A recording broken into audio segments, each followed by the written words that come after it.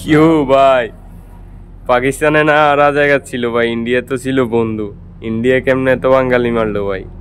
ভাই ইন্ডিয়ার কথা কি কমু, ইন্ডিয়া হইলো বন্ধু নামের শত্রু।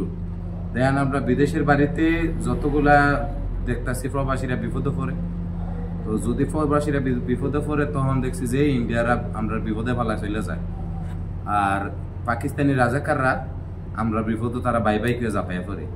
তো হিসাবটা বুঝলাম না তারার উদ্দেশ্যটা কি আর তারার উদ্দেশ্যটা কি। নিজের স্বার্থ ছাড়া ইন্ডিয়া কখনো কোনো সময় যায় না। এখন ওই যে শেখ হাসিনা গিয়ে ইন্ডিয়া ফলাতে চাইছে, ডাইরেক্ট মোদি মানা করে দিচ্ছে। কি কারণে? বাংলাদেশের সাথে সম্পর্ক খারাপ হয়ে গেলে ট্রেন রাস্তা বন্ধ করে দেবে, সেই কারণে মোদি শেখ হাসিনা রাখতে চায় না, কিন্তু রাহুল গান্ধী রাখছে, বিরোধী দল। আমরা কিভাবে ট্রেন এটা দিতে পারি? এটা ট্রেন তো কোনোভাবে দেওয়া, এটা তো দেওয়া হইব না, এটা তো আওয়ামী লীগ থাকতে দিছে, এখন যেহেতু সরকার ফলাইছে কোনোভাবেই এটা দেওয়া হইব না।